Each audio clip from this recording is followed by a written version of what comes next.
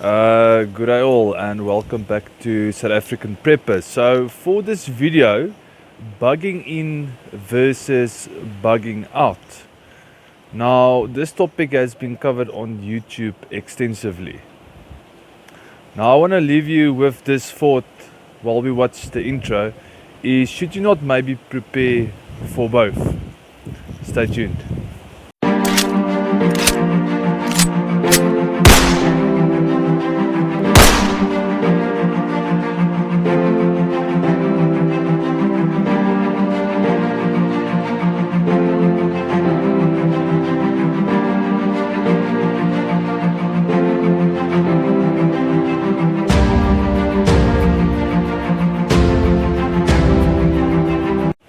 So absolutely welcome back.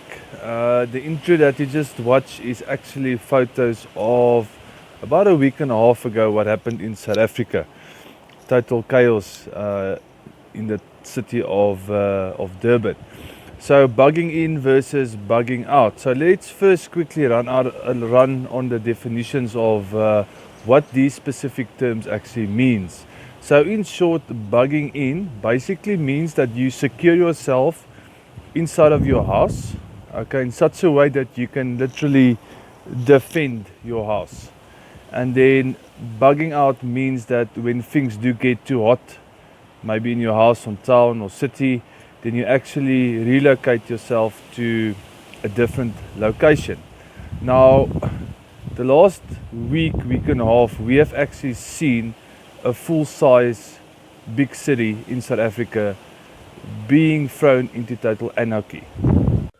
So, seeing this city in absolute chaos, it made me think about if the possibility of staying with inside a city that is actually busy fighting with itself, busy fighting with or for resources, people protecting themselves, people becoming desperate, and people literally running around trying to survive, literally trying to get water, get food, because you need to understand when an area or your city collapses, and but they reckon about 90% of the world's population actually lives in cities. Now, if your city stops providing services, water, electricity, life in your city and life within your home will become extremely difficult. Even if you have prepped, even if you've stored enough food, even if you've stored enough water, at some stage during this point, things will start to run out. Now, many people will say, yeah, but we've got a garden. Okay. And that's fine because you can feed your family from a garden, but you can only feed your family from a garden to a certain degree. I mean, if the shit hits the fan, let's say your family consists out of 3 or 4 people, mom, dad, and 2 children, for an example, and let's say you invite your nearest family to come and join you as well, in order for you to, let's say, protect your home.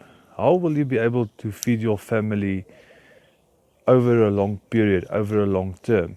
And then the biggest thing about bugging in is that defense. You have to somehow defend yourself because you need to understand within a city, the population is dense. There's a lot of people living in your area that's also going to become desperate.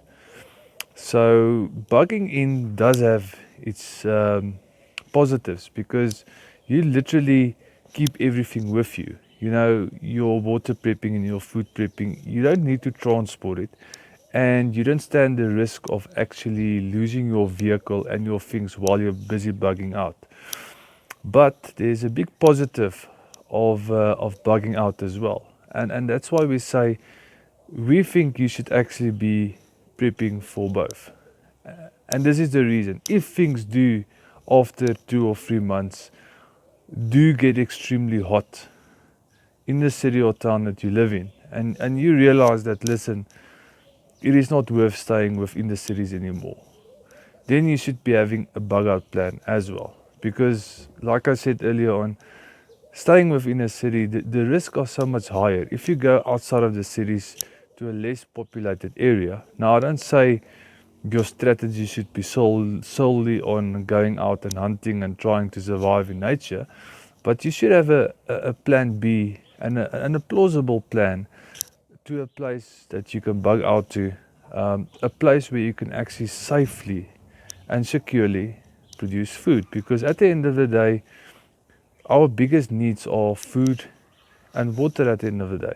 And if you can do this in safety, the possibility of you surviving is much, much better. So our suggestion is that you actually prep for both. You prep for maybe bugging in for 2 or 3 months and then bugging out if things really get unsustainably hot inside of a city or your town. So for many years we've actually prepped for only bugging out because of our situation in South Africa. And recently we had this incident in Durban, and we realized that there should be a nice balance between bugging in and bugging out. You should actually only be moving if you are safe to do so, because moving around does have its consequences and does have its risks. You are vulnerable when you start to move in a vehicle and when you start moving in a fairly big convoy.